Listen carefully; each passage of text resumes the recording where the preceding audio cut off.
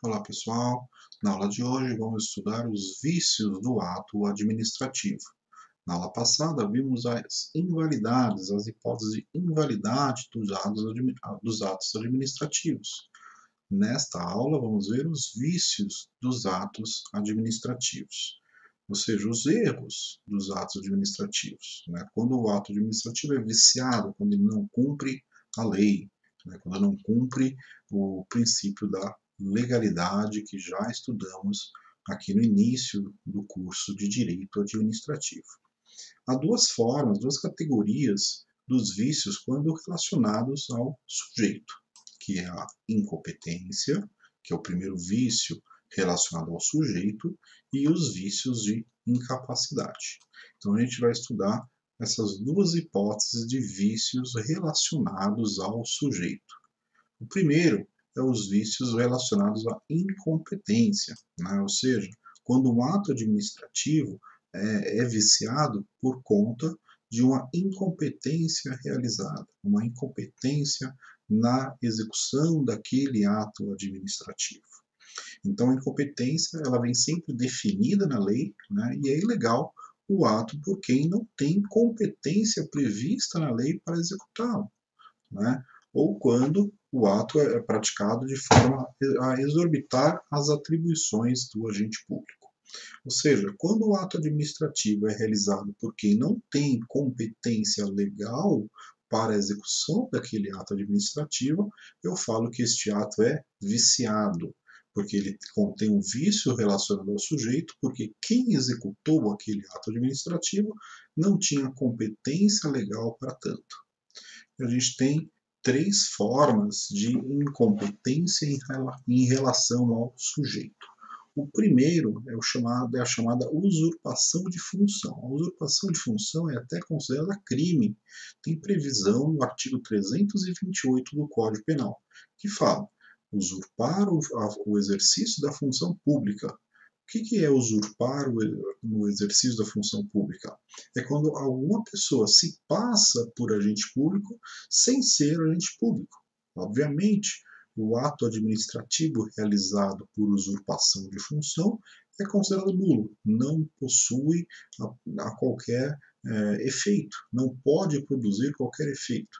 Imagine a situação de uma eventual decisão proferida perante a administração pública, realizada e assinada por quem nem é agente público.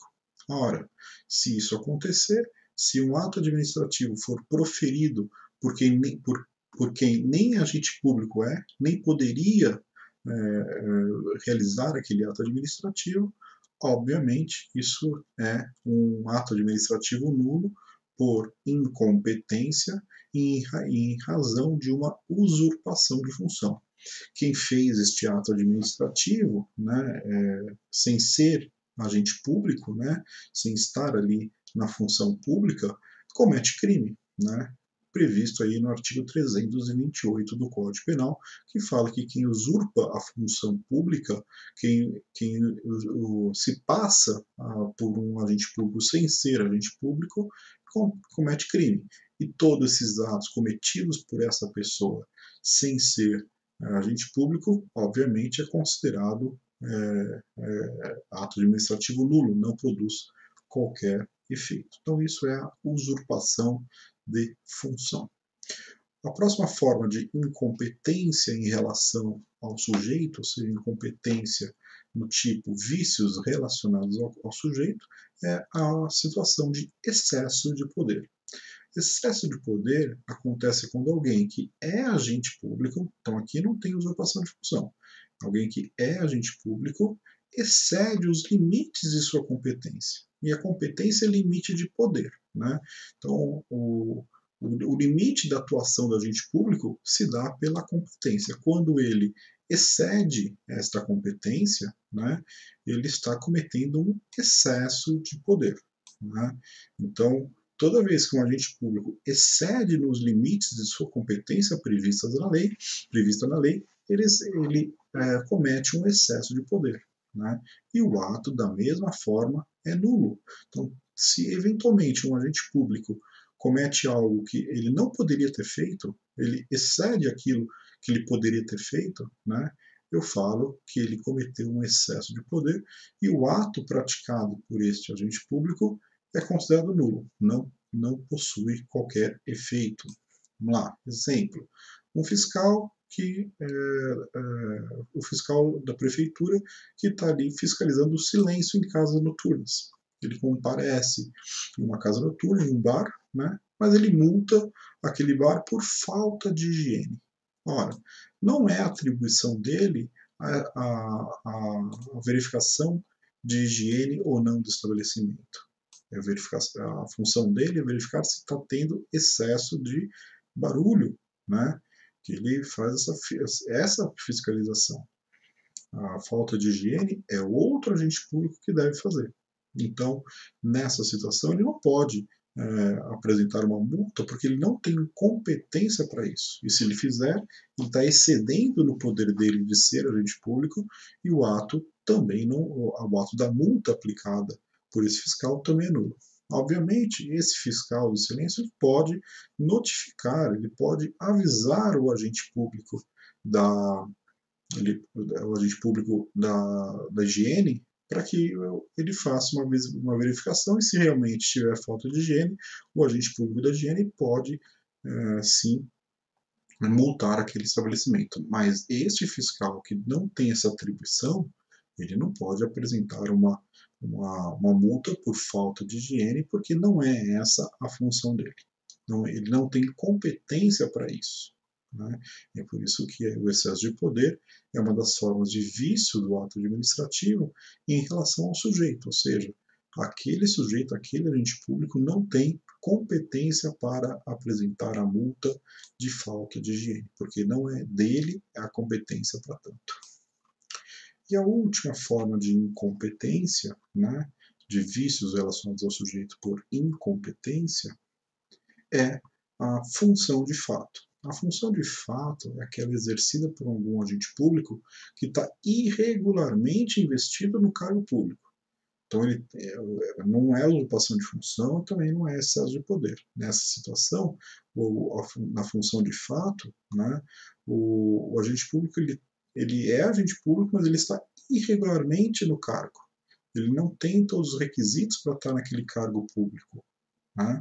Apesar de estar na situação normal, né, a aparência de normal, o ato administrativo foi exercido por quem não tem, não tem todos os requisitos para estar ali naquele cargo público. Né? Vamos lá. O exemplo, inexistência de formação universitária para a função que exige descoberta após 3 anos. Né? Vamos lá, um agente público ele passa num concurso público, está ali exercendo as suas funções, só que ele não tinha formação universitária. Ele acabou passando no cargo público, mas sem a formação universitária. Isso aqui foi um erro da administração pública no concurso público que aprovou esse funcionário. Esse funcionário público não poderia ter apresentado ele não poderia estar naquela função pública porque ele não tem formação universitária. Os atos administrativos feitos por este agente público nessa função de fato, eles são mantidos, né? Porque o funcionário ele estava na função ali, né? Passou no concurso público, estava tudo certo. O problema é que a função que ele estava desempenhando, ele não poderia desempenhar porque ele não tinha formação universitária. E a função que ele estava exercendo realmente necessita de uma formação universitária. Vamos supor, um professor que presta um concurso público para uma escola pública, passa, mas ele não tem formação universitária. E o Estado não vê essa situação de que ele não tem formação universitária. Começa ali a ministrar as aulas, aplicar provas, menções, enfim, todas as atribuições de um professor público. Todos esses atos que ele praticou, eles não vão ser anulados. Mesmo quando descobrir que realmente faltava a ele formação universitária, tudo que ele fez para trás, ele vai ser mantido. Obviamente que ele vai sair, ele vai perder o cargo público dele, vai ter que prestar ali, vai ter que ter a formação universitária prestar novamente concurso público para aí sim retornar ao cargo público. Mas todos os atos administrativos anteriores são mantidos, né? Não há nulidade aqui, né? Ele, há um vício, né, realmente, né? Mas os atos administrativos nessa situação eles são mantidos, né? Porque há um princípio que já estudamos, né? Que prevalece os princípios aí da segurança jurídica, da boa-fé e legalidade. Obviamente, se há alguma ilegalidade aqui nos atos praticados por este funcionário, aí o ato é anulado. Mas se não há nenhuma legalidade, por que eu vou anular todos os atos administrativos praticados por esse funcionário só porque ele não tinha ali um requisito básico para o cargo dele? Né? Então, nessa situação de função de fato, os atos são mantidos. Né? Obviamente que isso é difícil de acontecer, mas se acontecer, os atos são mantidos. A nulidade somente se vê na usurpação de função e no excesso de poder. Vícios de incapacidade. Então, aqui a gente ainda está vendo dentro de vícios relacionados ao sujeito. Vimos o primeiro, vícios de incompetência, e agora vamos ver vícios de incapacidade. Os vícios de incapacidade são aqueles que estão previstos lá na Lei 9.784 de 99. Nos vícios de incapacidade a gente tem dois: os vícios de impedimento e os vícios de suspeição. Quando eu falo vício de impedimento, é quando o ato administrativo é praticado, né, por um agente público que tem ali, por exemplo, uma situação de um relacionamento com aquela parte que vai ser beneficiada com o agente público, né, como, por exemplo, um cônjuge, um companheiro, né, ou parente até o terceiro grau. Quando acontece essa situação de relacionamento, como, por exemplo, um agente público aplica um ato administrativo em benefício do cônjuge dele. Um agente público aplica um ato administrativo em benefício de um companheiro dele, ou de algum parente, até o terceiro grau. Né? Então, o ato administrativo não pode ser feito porque há impedimento quando praticado em benefício do cônjuge, companheiro ou parente até o terceiro grau. Então, ao terceiro grau a gente vai até os primos, né?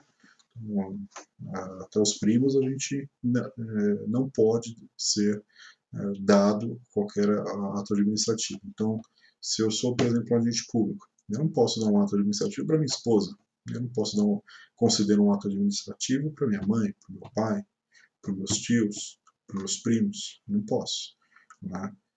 Porque há impedimento. Né? Lembra do princípio da impessoalidade pública. Né? O agente público ele tem que dar o ato administrativo sem verificar qualquer interesse pessoal. Né? Então, isso é a representatividade do princípio da impessoalidade. Então, o agente público que está ali para analisar uma situação, ele não pode conceder um ato administrativo para o cônjuge.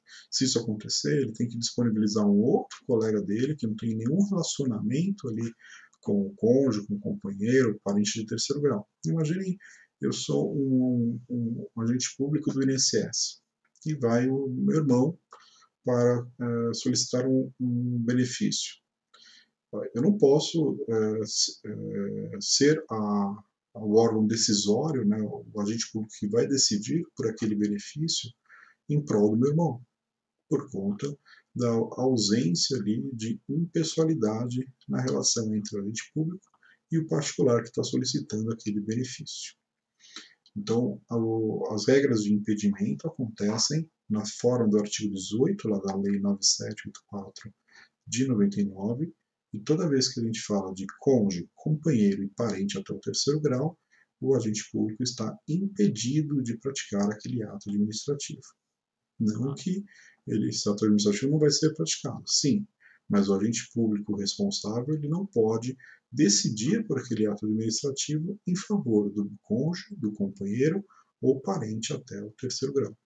Se isso acontecer, ele tem que disponibilizar um outro colega, um outro agente público para decidir sobre aquela questão, mas ele não pode decidir em favor dessas três pessoas, do cônjuge, do companheiro ou qualquer parente daquele agente público até ali no terceiro grau, por conta do princípio da impessoalidade prevista aí na legislação administrativa, que já estudamos aí um dos princípios basilares do direito administrativo, que é a impessoalidade pública.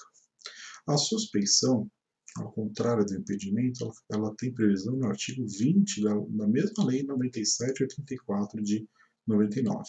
A suspeição acontece em casos de amizade ou inimizade. Então, eu, agente público, eu não posso conceder um ato administrativo para quem eu tenho uma amizade muito próxima ou uma inimizade muito próxima. Né? Então, quando eu tenho um inimigo, né, eu não posso fornecer um ato administrativo para aquela pessoa, porque aí eu não vou estar sendo da mesma forma, né, respeitando o princípio da impessoalidade. Então, a suspeição acontece quando o ato administrativo é praticado, né, em favor ou desfavor de um amigo ou um inimigo daquele interessado. Então, o particular que vai até um órgão público solicitar um ato administrativo, ele não pode ter como um agente público decisório para aquele ato administrativo quem ele tem uma amizade muito próxima ou uma inimizade intensa com aquele, entre o particular e o agente público. Então, o impedimento acontece em casos de relacionamento familiar, né, cônjuge, companheiro e parente até o terceiro grau, e a suspeição acontece em casos de amizade ou inimizade entre o agente público e o particular que está solicitando aquele ato administrativo.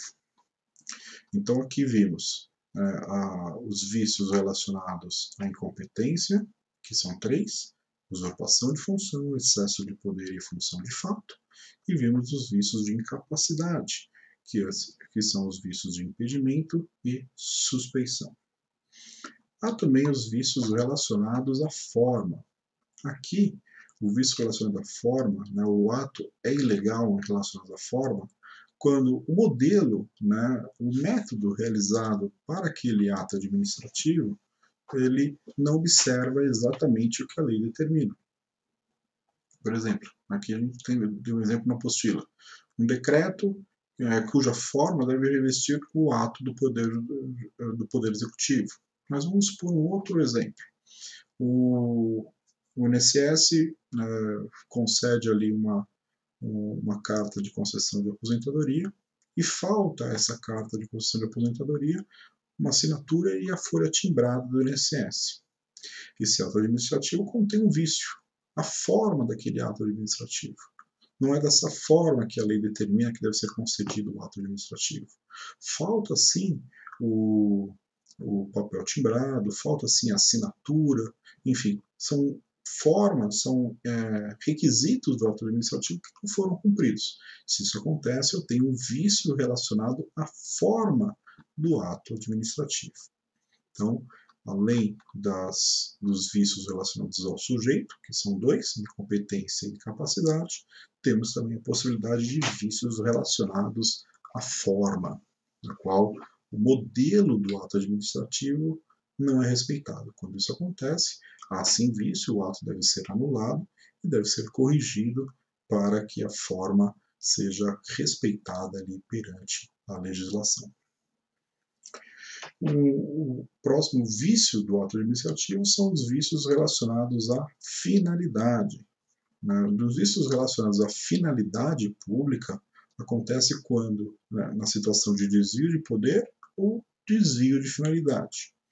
Acontece quando um funcionário público, sem observar ali o interesse público, que deve sempre verificar em todo o ato administrativo, pratica um ato sem que haja uma previsão legal, sem que haja ali uma finalidade pública. Quando eu falo em finalidade pública, há um princípio exatamente que diz respeito à finalidade pública. Todo ato administrativo deve ser feito com uma finalidade coletiva e não com uma finalidade individual. não com uma finalidade que não seja o bem coletivo. Então, um exemplo aqui seria um ato administrativo determinando a desapropriação de um bem feita somente com intuito punitivo, sem que haja interesse público. Então, o prefeito ele pretende prejudicar quem ele venceu nas eleições, por exemplo, né, e determina ali a desapropriação do imóvel aonde o seu adversário político tem residência. Não há motivo público para isso, não há motivo coletivo para isso. Então, este ato administrativo contém vício de finalidade, porque a decisão do ato administrativo de desapropriação não possui um intuito coletivo, um intuito do bem coletivo, do bem comum, né? E sim possui um intuito individual, um intuito punitivo, um intuito vingativo. Nessa situação, há sim vício relacionado à finalidade, quando a finalidade pública não é respeitada. E para terminar a nossa aula, os vícios podem ser também de acordo com o relativos ao objeto, né? Ou seja, o ato administrativo vai ter vício, vai ter ilegalidade quando há uma ilegalidade relacionada ao objeto, né? Então, o vício relacionado ao objeto, ele acontece quando o ato for, obviamente, proibido por lei, né? Então, se não respeita a legalidade, né, este ato administrativo, ele deve ser anulado porque há um vício relacionado ao objeto. Por exemplo, o município que desapropria um imóvel da União não pode, né? A lei proíbe isso, né? O município não pode intervir nos bens federais, né? Então, nessa situação, o ato administrativo é chamado proibido por lei, né? Aqui eu teria uma intervenção do município nos bens públicos da União. Então, não há possibilidade disso. A Constituição Federal determina que todos os entes públicos eles detêm de autonomia, então essa situação obviamente seria um ato administrativo viciado em relação ao objeto. Quando o ato administrativo for diverso daquele que é previsto em lei, também há vícios relacionados ao objeto. Por exemplo, uma autoridade ela aplica uma pena de suspeição quando é cabível apenas uma pena de repreensão. A lei fala que em uma determinada situação, por exemplo, um funcionário chegou atrasado no trabalho, né? Nessa situação, por exemplo, né, a lei determina que nessa ocasião ele deve apresentar simplesmente uma pena de repreensão, uma advertência, né? E aí a autoridade pública aplica a suspeição. Ora, não há previsão legal para aplicação de suspeição nessa situação do funcionário chegar atrasado. Então, não posso aplicar uma suspensão quando a lei fala que a punição cabível é a advertência, a repreensão. Nessa situação, eu também tenho um vício relacionado ao objeto. Os dois últimos os vícios relacionados ao objeto por impossibilidade e por incerteza. Vamos falar primeiro da impossibilidade. Quando o ato for impossível de ser realizado, ou seja, é irrealizável, né, eu falo que o ato é impossível e essa impossibilidade representa um vício relacionado ao objeto. Como é que eu vou nomear para o cargo público, né, fazer uma nomeação para um cargo que não existe? Se o cargo não existe, eu não tenho como fazer uma nomeação. E a nomeação é um ato administrativo. Então, se o ato administrativo faz uma nomeação para um cargo que não existe, um cargo inexistente, há um vício nesse ato administrativo relacionado ao objeto. E aí, portanto, há sim a impossibilidade da execução daquele ato administrativo. E a incerteza, né? Todo ato administrativo deve ser certo, determinado, deve ser direcionado a alguma coisa ou a alguém, né? Então, uma desapropriação feita de um bem que não é definido por precisão, ou seja, um ato administrativo que determina da seguinte forma: desapropria o bem desapropria um bem na rua tal. Mas qual bem? Né? O ato administrativo tem que ser certo, tem que ser determinado, não pode deixar dúvidas ali ao particular. Se demonstrar dúvidas ao particular, há vícios relacionados ao objeto. Todo ato administrativo deve sempre ser certo e determinado, sem demonstração qualquer de dúvidas naquele ao particular para quem ou para o que vai ser direcionado aquele ato administrativo. Então, esses são os vícios relacionados ao objeto. Vimos na aula de hoje todos os vícios dos atos administrativos, os vícios relacionados ao sujeito, que se subdividem em incompetência e incapacidade, e vimos cada uma das hipóteses de incompetência e de incapacidade. Vimos os vícios relacionados à forma, os vícios relacionados à finalidade, e terminamos a aula de hoje com os vícios relacionados ao objeto. Gostaria que todo mundo lesse a apostila, né, compareçam ao Microsoft Teams, às aulas do Microsoft Teams, para respostas às questões, às dúvidas que eventualmente os colegas têm referente às aulas. Né? Perguntem no Microsoft Teams qualquer dúvida que vocês eventualmente não entenderam da aula. Estou sempre à disposição para esclarecimento das dúvidas. Um bom estudo a todos, uma boa noite e até a próxima aula.